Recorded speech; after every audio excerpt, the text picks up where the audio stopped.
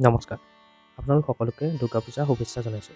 মা দুৰ্গা পূজা আৰম্ভ হ'ব 28 ছেপ্টেম্বৰ, ষষ্ঠীৰ পৰা সমাপ্ত হ'ব 2 অক্টোবৰ বিজয়া দশমীৰ দিনা। এই পঞ্চদিনীয়া উৎসৱ কেৱল আনন্দ নহয়, ই হৈছে শুভ শক্তিৰ জয়, অশুভ শক্তিৰ বিনাশ আৰু জীৱনত শান্তি আৰু সমৃদ্ধিৰ আগমন। দিন অনুযায়ী জ্যোতিষ অৰ্থ আৰু শুভ উপায়বোৰ আমি এই ভিডিঅ'টোত জানিম। তো আপোনালোকে 28 ছেপ্টেম্বৰ ষষ্ঠীৰ দিনাখন পূজা আৰম্ভ হ'ব। এই দিনটোত আপোনালোকে নতুন কাম, পৰিকল্পনা, যাত্ৰা আৰম্ভ কৰিবলৈ শুভ দিন।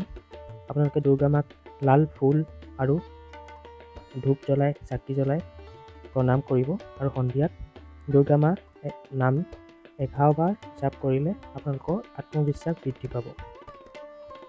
29 ছেপ্টেম্বৰ সপ্তমীৰ দিনা আপোনালোকে পৰিয়ালৰ সুখ শান্তিৰ কাৰণে দুৰ্গা মাৰ দৈ, ফল আৰু মিষ্টান্নৰ নৈবেদ্য আগবঢ়াব পাৰে।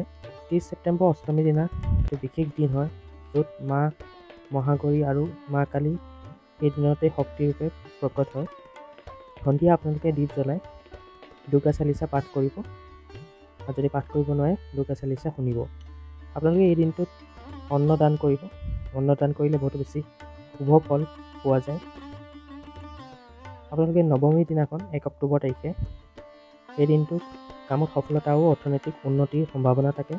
সেইকাৰণে মাক ফুল আৰু চাকি জ্বলাই প্ৰণাম কৰিব আৰু দৰিদ্ৰ আৰু অসহায় ব্যক্তিসকলক অন্নদান কৰিব এই দিনটোতো।